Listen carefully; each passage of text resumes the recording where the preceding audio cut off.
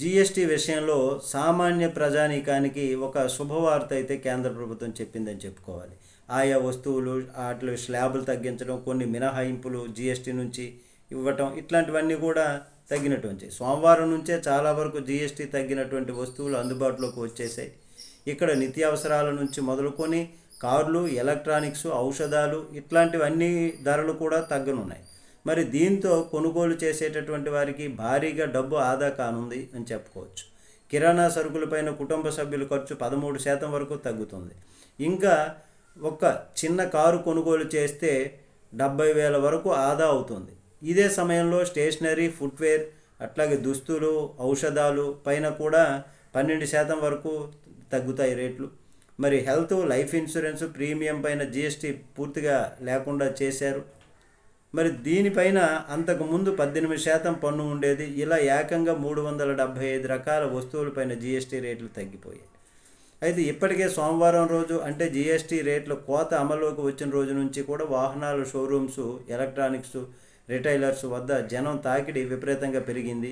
అయితే ధరల గురించి ఎంక్వైరీలు చేస్తూ పలు సంస్థలు చేస్తున్నట్లు కేంద్ర ఆర్థిక మంత్రి నిర్మలా సీతారామన్ గారు ఢిల్లీలో లక్ష్మీనగర్ మార్కెట్కి వెళ్ళి అక్కడ స్టేషనరీ షాప్ యజమానితో జీఎస్టీ రేట్ల కోత గురించి, ధరల గురించి ఆరా తీశారు. అయితే అక్కడ తెలుసుకున్నది ఏంటి, 1800 cc వరకు సామర్థ్యం ఉన్న ట్రాక్టర్లపైన జీఎస్టీని 12.18% నుంచి ఇప్పుడు 5%కి తగ్గించారని.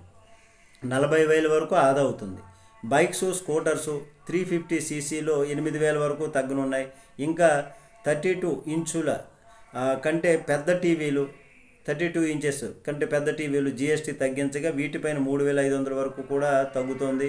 అలాగే ఏసీలపైన 2,800 వరకు ఆదా అవుతుంది. గరిష్టంగా 1.20 లక్షల వరకు కూడా ధరలను తగ్గించినట్లు హోండా కార్స్ ఇండియా తెలిపింది. అయితే హోండా అమేజ్ ధర ఇప్పుడు 10 లక్షల దిగువకు చేరుకుంది. Second generation amaze SMT variant ధర 65,000కు పైనే తగ్గి 7 లక్షలకు దిగువకు చేరింది. హోండా ఎలివేట్ ధర 90,000కు పైగానే తగ్గింది. హోండా సిటీ ధర 40 నుంచి 57,000 వరకు కూడా తగ్గింది.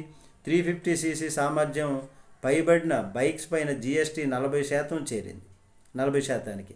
అయితే ఈ పెంపును మాత్రం తామే భరిస్తామని, బైక్స్ ధరలని పెంచట్లేదని ట్రైంప్ మోటార్స్ సైకిల్స్ కేటీఎం ప్రకటించాయి. అయితే కేటీఎం కూడా 390 డ్యాక్ ఆర్సీ 390 అడ్వెంచర్ బైక్స్ను ప్రస్తుత ధరలకే పొందవచ్చని స్పష్టం చేసింది.